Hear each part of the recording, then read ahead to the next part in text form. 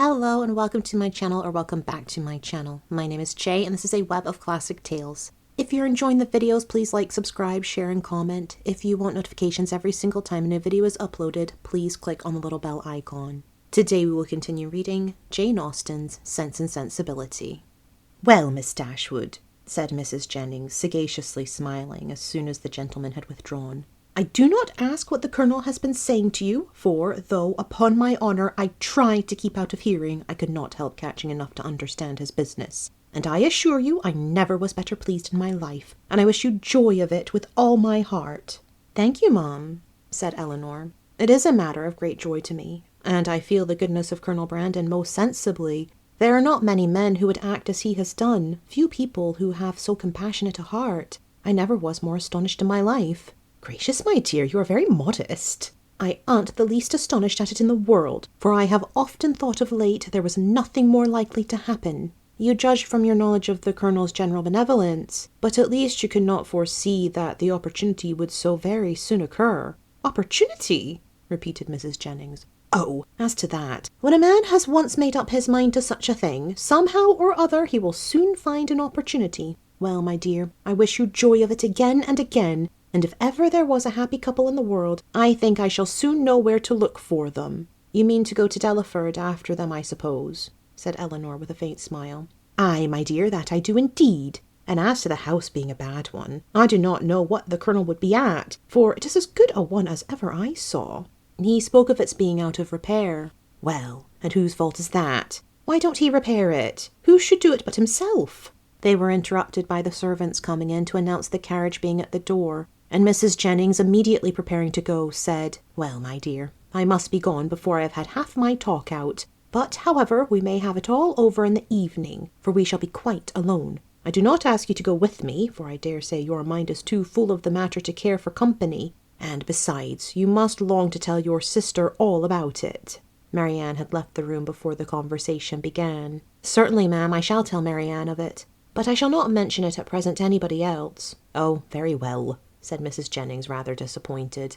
"Then you would not have me tell it to Lucy, for I think of going as far as Holborn today." "No, ma'am, not even Lucy, if you please. One day's delay will not be very material. Until I have written to Mr. Ferrars, I think it ought not to be mentioned to anybody else. I shall do that directly. It is of importance that no time should be lost with him, for he will, of course, have much to do relative to his ordination."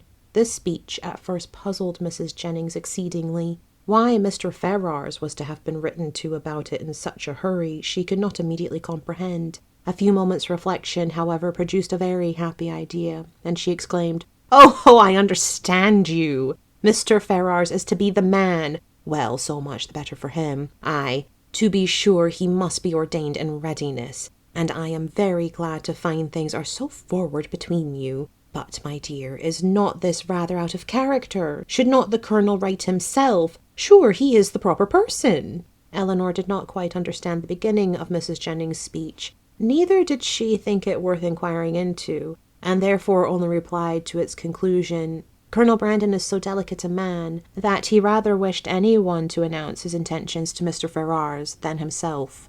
And so you are forced to do it. Well, that is an odd kind of delicacy. However, I will not disturb you," seeing her preparing to write. "You know your own concerns best. So good-bye, my dear. I have not heard of anything to please me so well since Charlotte was brought to bed." And away she went, but returning again in a moment, "I have just been thinking of Betty's sister, my dear. I should be very glad to get her so good a mistress, but whether she would do for a lady's maid, I am sure I can't tell. She is an excellent housemaid, and works very well at her needle. However, you will think of all that at your leisure." "Certainly, Mum," replied Elinor, not hearing much of what she said, and more anxious to be alone than to be mistress of the subject. How she should begin, how she should express herself in her note to Edward, was now all her concern. The particular circumstances between them made a difficulty of that which to any other person would have been the easiest thing in the world, but she equally feared to say too much or too little, and sat deliberating over her paper, with the pen in her hand, till broken in on by the entrance of Edward himself. He had met Mrs. Jennings at the door in her way to the carriage as he came to leave his farewell card, and she, after apologizing for not returning herself, had obliged him to enter by saying that Miss Dashwood was above and wanted to speak with him on very particular business. Elinor had just been congratulating herself, in the midst of her perplexity, that, however difficult it might be to express herself properly by letter, it was at least preferable to giving the information by word of mouth, when her visitor entered, to force her upon this greatest exertion of all. Her astonishment and confusion were very great on his so sudden appearance. She had not seen him before since his engagement became public, and therefore not since his knowing her to be acquainted with it, which, with the conscience of what she had been thinking of, and what she had to tell him, made her feel particularly uncomfortable for some minutes. He, too, was much distressed, and they sat down together in a most promising state of embarrassment. Whether he had asked her pardon for his intrusion on first coming into the room, he could not recollect, but, determining to be on the safe side, he made his apology in form as soon as he could say anything, after taking a chair. "Mrs. Jennings told me," said he, "that you wished to speak with me. At least I understood her so, or I certainly should not have intruded on you in such a manner, though at the same time I should have been extremely sorry to leave London without seeing you and your sister, especially as it will most likely be some time. It is not probable that I should soon have the pleasure of meeting you again. I go to Oxford tomorrow." "You would not have gone, however," said Elinor, recovering herself, and determined to get over what she so much dreaded as soon as possible, "without receiving our good wishes, even if we had not been able to give them in person." Mrs. Jennings was quite right in what she said. "I have something of consequence to inform you of, which I was on the point of communicating by paper. I am charged with a most agreeable office," breathing rather faster than usual as she spoke. "Colonel Brandon, who was here only 10 minutes ago, has desired me to say that, understanding you mean to take orders, he has great pleasure in offering you the living at Delaford now just vacant, and only wishes it were more valuable. Allow me to congratulate you on having so respectable and well-judging a friend, and to join in his wish that the living, it is about 200 a year, were much more considerable, and such as might better enable you to, as might be more than a temporary accommodation to yourself, such, in short, as might establish all your views of happiness." What Edward felt, as he could not say it himself, it cannot be expected that anyone else should say for him. He looked all the astonishment which such unexpected, such unthought-of information could not fail of exciting, but he said only these 2 words, "Colonel Brandon?" "Yes," continued Elinor, gathering more resolution as some of the worst was over. "Colonel Brandon means it as a testimony of his concern for what has lately passed, for the cruel situation in which the unjustifiable conduct of your family has placed you, a concern which I am sure Marianne, myself, and all your friends must share, and likewise as a proof of his high esteem for your general character, and his particular approbation of your behaviour on the present occasion." "Colonel Brandon give me a living? Can it be possible? The unkindness of your own relations has made you astonished to find friendship anywhere." "No," replied he, with sudden consciousness, "not to find it in you, for I cannot be ignorant that to you, to your goodness, I owe it all. I feel it. I would express it if I could, but as you well know, I am no orator." "You are very much mistaken. I do assure you that you owe it entirely, at least almost entirely, to your own merit, and Colonel Brandon's discernment of it. I have had no hand in it. I did not even know, till I understood his design, that the living was vacant, nor had it ever occurred to me that he might have had such a living in his gift. As a friend of mine, of my family, he may, perhaps, indeed I know he has, still greater pleasure in bestowing it, but upon my word, you owe nothing to my solicitation."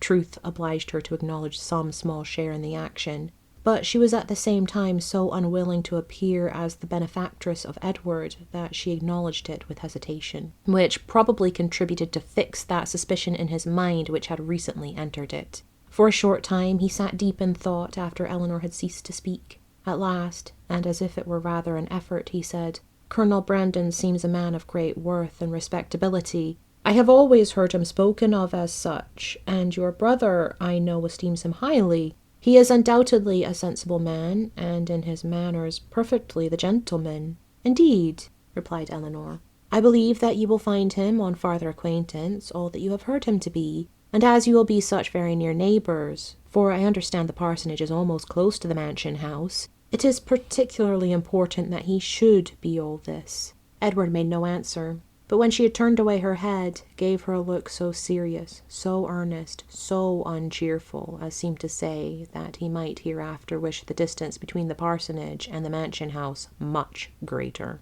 "Colonel Brandon, I think, lodges in St. James Street," said he soon afterwards, rising from his chair. Elinor told him the number of the house. "I must hurry away, then, to give him those thanks which you will not allow me to give you, to assure him that he has made me an exceedingly happy man." Elinor did not offer to detain him, and they parted with a very earnest assurance on her side of her unceasing good wishes for his happiness in every change of situation that might befall him. On his, with rather an attempt to return the same goodwill than the power of expressing it. "When I see him again," said Elinor to herself as the door shut him out, "I shall see him the husband of Lucy." And with this pleasing anticipation she sat down to reconsider the past, recall the words, and endeavour to comprehend all the feelings of Edward, and of course to reflect on her own with discontent. When Mrs. Jennings came home, though she returned from seeing people whom she had never seen before, and of whom therefore she must have a great deal to say, her mind was so much more occupied by the important secret in her possession than by anything else, that she reverted to it again as soon as Elinor appeared. "Well, my dear," she cried, "I sent you up the young man. Did not I do right? And I suppose you had no great difficulty. You did not find him very unwilling to accept your proposal?" "No, ma'am, that was not very likely." "Well, and how soon will he be ready? For it seems all to depend upon that." "Really," said Elinor, "I know so little of these kinds of forms that I can hardly even conjecture as to the time or the preparation necessary. But I suppose 2 or 3 months will complete his ordination." "2 or 3 months!" cried Mrs. Jennings. "My dear, how calmly you talk of it! And can the colonel wait 2 or 3 months? Bless me, I am sure it would put me quite out of patience. And though one would be very glad to do a kindness by poor Mr. Ferrars, I do think it is not worth while to wait 2 or 3 months for him. Sure, somebody else might be found that would do as well, somebody that is in orders already." "My dear ma'am," said Elinor, "what can you be thinking of?" "Why, Colonel Brandon's only object is to be of use to Mr. Ferrars." "Bless you, my dear. Sure, you do not mean to persuade me that the colonel only marries you for the sake of giving 10 guineas to Mr. Ferrars?"